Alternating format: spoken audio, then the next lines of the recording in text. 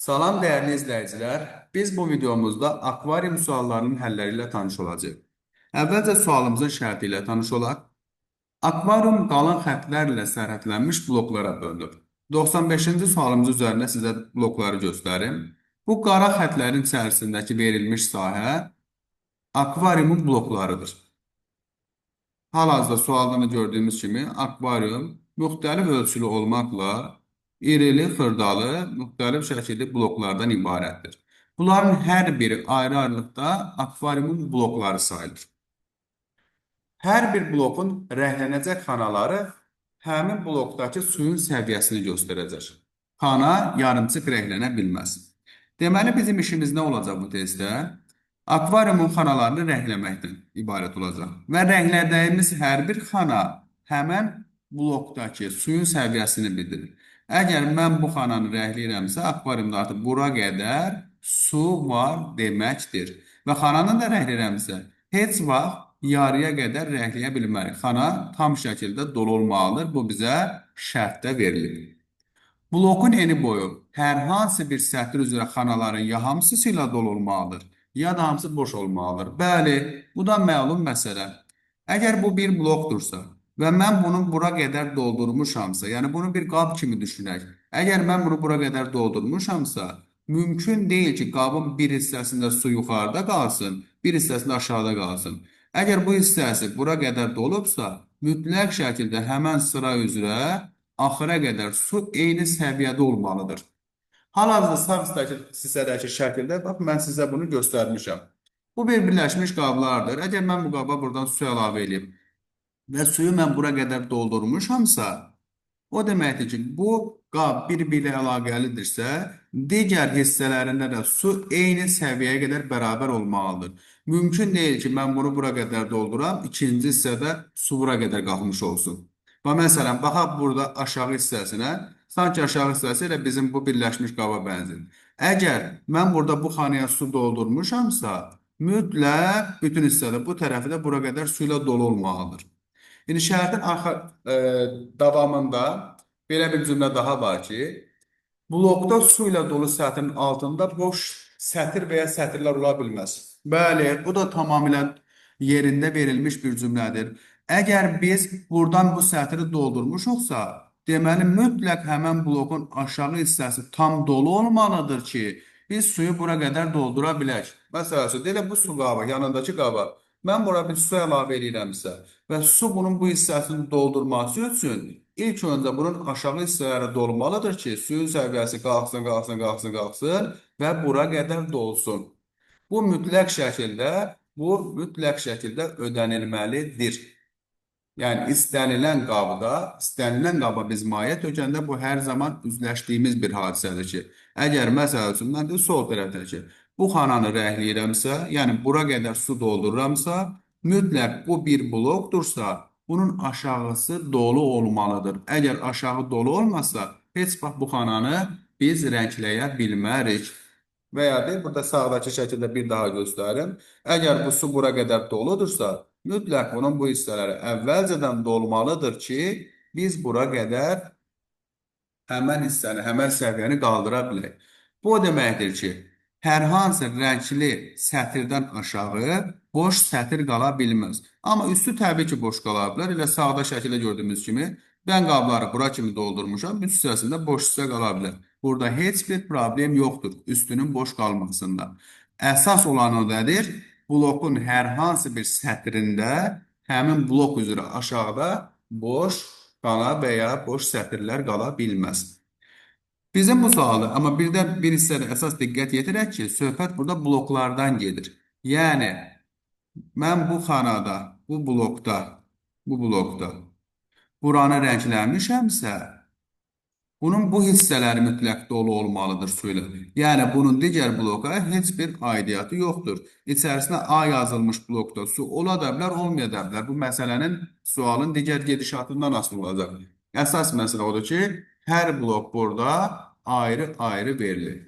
Bunu əlavə olaraq sizə belə də göstərim. Bu formada da göstərim. Deməli, baxaq. Burada bloklardan biridir. Bu blokdur. ayrıcı olaraq hazırlamışam kənara qoysaq, bu qablardan biridir. Hal-hazırda bizim cədvəlimiz belə-belə qablardan təşkil olunub. Bu biridir, digərləri də şəkildə gördüyünüz kimidir. Mən bunu kənarda göstərirəm ki, daha yaxşı demək istədiklərimi başa düşəsiniz.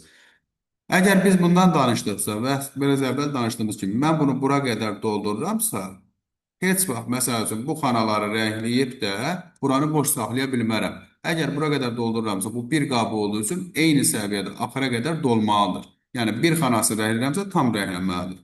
Bura qədər rəngləyirəmsə, onda bura qədər hamısı tam rənglənməlidir. Və buranı rəngləyirəmsə, bir qab olduğu üçün mütləq bu aşağıdan başlayaraq bura qədər tam dolu olmalıdır. Üst hissəsi dola da bilər, dolmaya da bilər. Ehtiyac olacaq, tam dolduracaq. Ehtiyac olmayacaq, bu hissədə boş xanalar da qala bilər. Amma əsas odur, alt hissəsi, həmən blokun alt hissəsi mütləq dolmalıdır ki, biz onun üstündən hər hansı bir xanalar əlavə eləyə bilək. Oyunun qaydaları ilə bağlı dediklərimiz aydındırsa, artıq şərtimizi tamamlayaq və keçək oyunumuzu oynamağa. Şərtin davamında bizə nə deyir? Şərtin davamında bizə deyir ki, hər bir sütundan yuxarıda və hər bir sətirdən solda yazılmış ədədlər uyğun sütun və sətirdəki su ilə dolu xanaların sayını göstərir. Kənarda verilmiş ədədlər isə qısası belə deyək. Sütun və sətir üzrə rəklənəcək xanaların sayını göstərir. Biz oyunu, yəni bu akvarium sualını kənarda dayanan rəqəmlərə uyğun rəngləyəcəyik. Hərflərin yerləşdiyi xanaların vəziyyəti boş və dolu vəziyyəti ilə bağlı uyğunluğu müəyyən etməliyik. Baxaq indi oyunumuza. Oyunda mütləq bizə ipucular veriləcəkdir. İndi baxaq görək hansı ipucular var. Burada yazılıb ki, 5 xana rənglənməlidir. Baxırıq ki, burada cəmi 2 blokun hissəsi var. Bir bütöv blok var, bir də digər blokun ucu var. Biz dedik ki, bir blokda sətir üzrə ya xanaların hamısı rənglənməlidir, ya da heç biri rənglənməməlidir. Burada 1, 2, 3, 4, 5 xana varsa, deməli ya 5-in birdən rənglənməliyəm, ya da ki 5-i də boş qalmalıdır. Bizə sətir üzrə 5-i lazım olduğu üçün, deməli nə edəcəyik? Buradakı xanaların biz 5-ini də rəngləyəcəyik. Deməli, bunlar avtomatik olmalıdır rəngli. Biri rənglənirsə, hamısı rənglənməlidir. Bu belə. Sonra digər bir hissəyə baxaq.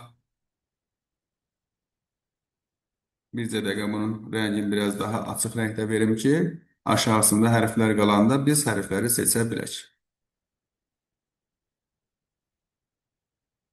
Deməli, belə bir daha açıq rəngdə verim ki, hərflərimizi seçə bilək. Deməli, bu aydın oldu. İndi şərtimizin davamı ilə tanış olaq. İkinci, bu sətirdə cəmi bizə nə rəhlənməlidir? Cəmi bizə rəhlənməlidir 2 dənə xana. Hal-hazırda biz bu blokda baxırıq ki, 4 xana var. Əgər mən bunlardan hər hansı birini rəngləsəm, şərti uyğun olaraq gərək 4-ünü də rəngləyəm. Onda kənarda 2 yox, 4 yazılmalıdır. O demək ki, ikisini tək başına rəngləyə bilmirəmsə, onda gərək heç birini rəngləməyəm.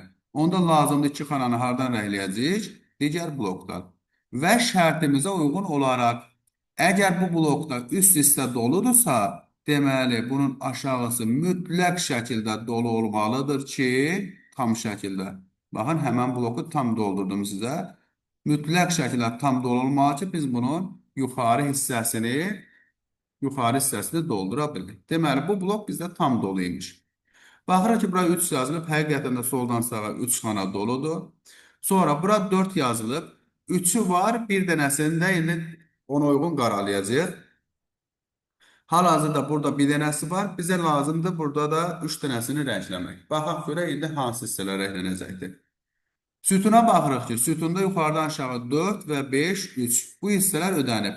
Artıq bu hissələr bizdə ödəndiyi üçün deməli bu aşağıdan heç nə rəngləyə bilmərik. Onda bu 3 dənəni rəngləyəcəyik biz ən aşağıdan. Bu bloku tam doldururuq. Bir də bu hissəsini doldururuq. 3 dənə ödəndi. 2 dənə üçün. Yuxarıdakı 3 dənə. 3 dənə alınması üçün biz bu xana və bu xananı artıq rəngləyə bilmərik. Çünki bura rəngləsək gərək həm bu blok tam dola, o da kənardakı rəqəmlərin heç biri ödənməyəcək. Biri buradadsa, digər 2 dənə rənglənəcəkdir bizdə bu hissələrin birindən. Baxaq görək, bu hissələrdə hansıdır? Biz buradan rəhləyə bilmərik, çünki burada 2 dənədir və 1, 2 tam ödənib. Deməli, artıq əlavə bir xana rəhləmək olmaz buradan. Onda ilk qalan 2 dənəni harada rəhləyəcəyik? Bu və bu hissələrdə. Götürək bu hissələrdə rəhləyək.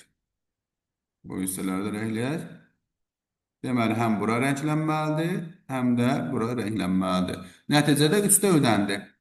Burada isə qaldı 4 dənə. 3-ü rənglədir. Bizə əlavə lazımdır 1 dənəsini rəngləmək. Bir dənə dediyimiz kimi C ola bilməz. C olsa çünki gərək sütundakı 2 ödənməyəcək. Sütun üzrə 3 ödəndiyi üçün artıq bu blokdan da rəngləyə bilmərik. Deməli, rəngləyəcəyimiz yeganə yer hara qalır? F-in üzəri. Baxaq indi rəqəmlərə uyğun görək. Rəngləməni doğru apardıqmı? Yuxarıdakı sətirdə 5 xana rənglənib doğrudur. 2 xana rənglənib doğrudur. 3 xana rənglənib doğrudur. 4 xana rənglənib doğrudur. 3 xana rənglənib. Bu da doğru, aşağıda doğru. Sütun üzrə 3, 3, 2, 3, 5 və doğru 4. Sətir və sütun üzrə bütün rəqəmlər ödənibsə, artıq deməli bizim sualımız başa çatıb. Qaldı sadəcə sualı cavablandırmaq. Deməli, oyun başa çatandan sonra A, C və D xanaları boş. A, C və D xanaları boş. B, Y, F xanaları isə dolu oldu. Yəni testimizin düzgün cavabı oldu A variantı. Belə. Başqa bir sual üzərində dediklərimizi biraz daha möhkəmləndirək. Keçid eləyək başqa bir sualımıza, digər bir sualımıza. Məsələn olsun, mövzunun sonuncu sualı 100-cü sual. Deməli, birinci nə eləyək? Birinci ipuclarını təyin eləyək. Baxaq görək bizdə harda ipucları verilir. Məsəl üçün, soldan sağa bizə 5 xana rəhlənməlidir. Və burada da 2 dənə xana var. Əgər bu iki xananın hər ikisini boş saxlaya bilmərəmsə, çünki ikisini boş saxlasam, yerdə 1, 2, 3, 4 xana qalır. Hamısını rəhləsəm belə 5-ə düzəlmir. İkisi birdən boş qalmayacağına görə, deməli mütləq nə olmalıdır? İkisi birdən dolu olmalıdır. Oyunlarda ən yaxşısı olan nədir? Birinci konkretlər harada varsa konkretləri doldururuq. Sonra ona uyğun digər rəqəmləri də tamamlayarıq. Bu ikisi mütləq şəkildə dolu olmalıdır. Sonra baxırıq ki, yuxarıdan aşağı. Burada 5'dir, yuxarıdan aşağı bu formada 5'dir. Bu sütuna baxanda yuxarıdan aşağı. Bu 5'in verildiyi sütuna baxanda, bircə dəqiqə qələmlə də göstərim, bu sütuna baxanda. Baxırıq ki, burada hər iki xana bir bloka aiddir. Yəni, mən buranı boş saxlayıb da, bu hissəni boş saxlayıb da, heç vaxt buranı doldura bilmərəm. Bu mümkün deyil ki, aşağını boş saxlayayım və mən yuxarını doldurum. Yəni 5 dənəni yuxarıdan aşağıya doğru doldurum. Deməli, buranı mən mütləq şəkildə nə etməliyəm? Doldurmalıyam. Əgər buranı doldurmasam, gərək onda ikisi birdən boş qala. İkisi birdən də boş qalsa, yuxarıdan aşağı 5 xana ödənməyəcək. Ona görə nöqtə ilə göstərdim bu yer mütləq şəkildə dolmalıdır ki, bu hissəsi mütləq şəkildə dolmalıdır ki, yuxarıdan aşağı 5 xananı alındırmaq olsun. Bax, bu hissəni hələ ki deyə bilmərəm. Ola bilər ki, bu hissədə, yəni bunun bir xanası boş qalacaq üstünüzdə, o qalan boş xana bu da ola bilər. Yəni, bu ola da bilər, olmaya da bilər. Hələ ki bu hissəsi bilmiyorum. Amma dəqiq olan odur ki, nöqtə qoyduğum hissə tamamilə dolmalıdır. Təbii ki, bu hissə tamamilə dolursa, yanında sətir üzrə bütün xanalar tam şəkildə dolur. Bu da tamamilə dolmalıdır. Hə, baxırıq ki, artıq kənardakı bu 2 ödəndi. Birinci sətirdə 2 xana ödəndi. Artıq əlavə bir xana rəngləyə bilmərəm. Bu o deməkdir ki, bu bizə harda kömək eləyəcək? Sütun üzrə digər 5-in artıq bir xanası boş qalmayacaq. Deməli, o xanada hansı xanadır? Elə buradakı bu xanadır. Çünki burada əlavə biri rənglənmirsə, onda qalan yerdə qalan hamısı rənglənməlidir. Gəlin, qalan xanaları rəngləyək sütunumuz üzrə. Deməli, hansı xana rənglənir? Bura rənglənməlidir. Deməli, mən bunu rəngləyirəmsə, nə demişdi qaydaya görə? Yanındakı avtomatik rənglənir və bir blokun içərisindədir deyə aşağısı dolu olmalıdır ki, yuxarıdakı xanaları rəngləyə bilək. Sonra 5-i tamamlamaq üçün buradakı bu xanamız rənglənir, bu hissəsi. Bu rənglənirsə, yanındakı hissə avtomatik rənglənir. Sonra gəldi aşağı. 5-i tamamlamaq üçün bu xana rənglənir. Bu rənglənəndə eyni sətirdə deyək, blokun digər hissəsi də rənglənir. Və sonra bura rənglənməlidir. Bura rənglənirsə, avtomatik yandakı hissə də rənglənmiş olur. Hə, biz niyə bunları dedik rənglənməlidir? Bir daha deyirəm, bu hissəsini heç vaxt rəngləyə bilməyəcəyimiz üçün, çünki sətr üzrə 2 dönür. Sütun üzrə digər 5 xana rənglənməli idi. Hə, bu arada artıq sütun üzrə bu 2 ödəndi. Bu 5 də özlüyündən ödəndi. Baxaq digər hissələrə. Biz baxırıq ki, burada 3 xana rənglənməlidir. Bir dəqiqə göstərim sizə. Bu sətirdə 3 xana rənglənməlidir. İkisi artıq var, yenə sonra biri rəngləyəcək və bu 1, bu deyil. Çünki artıq sütun üzrə tamamlanıb. Buralardan da 1 ola bilməz. Çünki birini rəngləsəm, görə ikisini də rəngləyəm. Onda şərt pozulur. Deməli, hansı xana rənglənməlidir? Elə ilk sütundakı xanası. Götürək, ilk sütundakı xanasını rəngləyək və nəticədə bu 3 də ödənilsin. 4 üçün baxırıq. 4 üçün bu hissəni rəhləyə bilmərik. Çünki bu sütun ödənib. Burada isə bizə ikisi rəhlədindən sonra 2 xana lazımdır. Birin buradan, birin kənardan rəhləyə bilməyəcəyimə görə, çünki buradan birini rəhləsəm, avtomatik ikisi də rəhlənməlidir. Ona görə də elə məcburən ikisini birdən rəhləyirik. Nəticədə 2, 2, 4 ödəndi. Sonra 5 üçün. 5 üçün baxırıq ki, biz D olan xananı onsuz da rəhləyə bilmərik. Çünki sütun üzrə artıq əlavə heç bir xana rəhlənə bilməz. D rəhlənmirsə, avtomatik soldan sağa onda D-yə qədər olan bütün xanalar rəhli olmalıdır. Hər blokda aşağı hissədə bir dəqiqə bunu da rəhləyək. Aşağı hissələr hamısı rəngli olmalıdır. Bu da belə. 5 də ödəndi. 4 xana. Üçü var artıq. Bir dənəsini əlavə rəngləmək lazımdır. Baxaq görək bir dənə hansı olacaq. Bir dənə bu sütunda biz rəngləyə bilmərik. Bizə dəqiqə qələmlə göstərim. Buranı heç vaxt rəngləyə bilmərik. Çünki sütun üzrə artıq 2 xana ödənib. Ya bura olacaq, ya da bu tərəf olacaqdır. Bu ikisindən biridir. Rənglənəcək xana ya buradır, ya da budur. Bunu da hardan biləcək? Bir üst xanadır. Baxırıq ki, soldan sağa 3 dənəsi rənglənməlidir. İkisi artıq var. Deməli, bizə əlavə bir dənəsi lazımdır. O bir dənə bu ola bilməz, çünki sütun üzrə burada işimiz qutarır. O bir dənəni biz buradan da götürə bilmərik, çünki birini götürsək demişdik, eyni blokun içərisi olduğu üçün ikisi birdən rənglənməlidir. İkisi də birdən rənglənsə nəticədə 4 olur. Deməli, rənglənməli xana mütləq şəkildə hansıdır? Elə ən solda qalmış tək blokun xanası. 3 ödəndi. Onda bu sütun üzrə də 3 ödəndi. Qaldı bir dənə bu sətrin 4-ü. Artıq bura rənglənməyəcəyinə görə axırıncı olaraq da rəngləndi bu hissəsi. Baxaq görək bütün rəqəmlər ödəndimi sonda? Soldan sağa 2, 3, 4, 5, 4 və 3 ödəndi. Yuxarıdan aşağı 3, 2, 4, 5, 5 və 2 ödəndi. Bütün sətr və sütunlar qaydasındarsa artıq testimizin cavabını tapa bilərik. Deməli, yekunda bizdə A, D və Y xanaları boş qaldı. A, D və Y xanaları boş qaldı. B, C xanaları dolu. B, C xanalı dolu. Testimizin düzgün cavabı oldu D variantı.